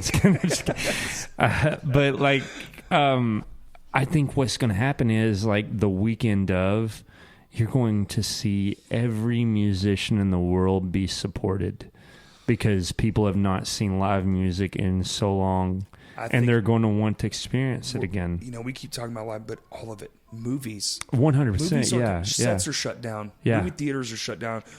If we cross probably a 2-month gap, well, there's nothing we're going to get. There's nothing. Yeah. They're just going to be empty. This could literally kill sports. It could. I'm not really a big fan of sports. I'm not a huge, but you know, I have a lot of friends. I don't want it to die. I don't either. It's entertainment, but all of entertainment right now is on pause. Exactly. Except Ozark. Even fuck. Well, because it was already pre-done. Yeah, exactly. If they were filming right now, it'd be fucked too. 100%. But if you think in the scheme of it all, like even. You can't even, like some people, like when the NFL isn't doing, they'll switch to basketball or they'll switch to blah, blah, blah. There's fucking nothing. Yeah. Nothing. You got people doing parody sports in their yards to like make up for things like Frisbee with the dog and making a competition out of it. And it's wild, man. I think there's going to be almost like a dopamine brain release of just, I need to be entertained. Whoosh. Yeah. In a physical sense, like I'm at a place getting entertained, not watching it through a fucking screen like I have for the last however many months it could potentially be. It's weird for me to be out of the house even right now. To me right now, I walked. So for my job, I have to drive around and go places, which sort of sucks. But they're doing really well. You can't walk in the building. You have to like stand outside now. Tell them what you're there for. They'll bring it to you. So it's okay. Yeah. I don't feel too bad. But when you do walk into somewhere, I find myself like breathing different. Yeah. I'm like shallower breaths, staying, distance. Got to be cautious because everybody's cautious of each other. Like really, I mean, like honest God truth, if they don't know you, there's no way in hell you're getting in their house or in their business. It was really tension filled in this gas station I was at. Yeah. And so I was trying to break the tension. I was like, anybody else feel like Mark Wahlberg in that Weird Air movie? And like one guy chuckled, and I was like, shit. Well, on the way up here, I was like, I need to go to the bathroom, obviously. And I went up to the gas station. It's like, I just said, hey, do y'all have a bathroom? And it's like, oh, no. Yeah. No. Not right now, we don't. No. They just kept on saying no. And I was like, well, all right, thanks. Yeah. Appreciate it, But you can't even get a fountain cola or nothing. It's just crazy, like, if it ain't in the freezer, get the fuck out. It's crazy. I really do think that if musicians use this time to build relationships and let them know that, hey, we're still here for you. We're still writing music for you. We're still wanting to be that escape for you. Even if you're just staying active on social, I don't think even if you're not going to stream, like I get some people just don't want to, or might not have the means to, but just even like putting out posts, like make a funny statement or get some sort of interaction because you're gonna. This is all we got right now. This is the best time to be on social media too because I'm seeing more positivity than negativity, and that's the very first time for sure ever in a while. Yeah. Like it really is crazy. Kurt hadn't been showing me. I'm just kidding, Kurt. Well, he's been actually very busy up until this exact moment. Oh, I'm sure with his photography and stuff. Photography, and he took the dive kind of like you did. He was just like, fuck it. Lost my job. I might as well just try to make this what I do for a living now. And so far, I'm sure that me and Kurt would be friends, and he's fine. And on top of that, he would probably be like, you know what, I have more in common than we thought. He's one of my favorite people in that he says a lot of shit, and he'll piss you off. That's gonna happen, but he comes from a good place with it. I do believe it's from his heart, and he actually, if you don't shoot your shot, you never know. So, and he's just a guy that shoots all the shots. Yeah. I mean, like, even if he shouldn't shoot the shot, he shoots the shot. Well, Kurt, I just want to clear all air right now. I just want to let you know I do support you. I think you're doing great things, photography wise, and I think it's really awesome how you're bringing the scene together. I forgive you for anything that you've done in the past. and continue doing it. And I know the music scene believes in you, and I also do too. Yeah. Boom! Done! Yeah, let's wrap it up on a good note, man. That was positive. Thank you. Tell everybody where to find your stuff at. Yeah, you can find it on YouTube at Josh Stewart Makes Music. I'm going to start doing that. Instagram, Josh Stewart Music. You can also find me, Josh Stewart Music, on Facebook, and you can also PayPal me at Josh Stewart Music. There you go. Yeah, that's important. Or any of it. Basically, Josh Stewart Music or Josh Stewart Makes Music, and Joshua Stewart on Facebook. Facebook, yeah. And Josh and the Fallout on Facebook if you want to keep up with the band. Hell yeah, I actually do. That's interesting. That's going to be an interesting little... Yeah. Well, that's the improv is going to be on my official page, because I tried doing it on the Josh Stewart Music, and it like you can't really compete with 1,000 people, and then you have 4,000 people. Right. It's a big change. Big change. But yeah, you can find all my music on Spotify. Got about 8 songs, and hell yeah, it's been an honor coming here and thank you, man. Thanks for getting coming. a little Thanks out. for risking it. You know, I didn't even know we was even doing a podcast for a long time. I was like, well, all right, I come here at 3:30, and then it's like, yeah, let's do it. I'm like, okay. This dude did not even tell me that he was recording. It's all right. It's cool. Just I love it. I'm trying to get to a point where the guest doesn't know. I loved it. So the last couple, I've actually just kind of turned it on. Yeah. And just kind of just started going with it. And it's a lot nicer when it's just a free form. It's just more personal. There's no pressure when you don't know the thing's running until you're just like, oh shit, it's running. Yeah. But you're already comfortable. Yeah. I enjoy that approach, and that's what I'm going to try to keep doing. And actually we're in John's house, being in this room is actually a lot easier to just kind of do that, because it's like I have total control over everything, the thing, you know. But thanks for coming, man. Yeah, absolutely. Stay safe in this weird time and enjoy. You know, I'll be checking out Saturday the streams. Sorry, no, it's cool. I actually haven't smoked in like 5 days, so good for you. I'm trying to not fucking die from respiratory failures. It's terrifying, honestly. Yeah. Because if anybody gets smokers are. Yeah, that's what I read. Definitely. Yeah.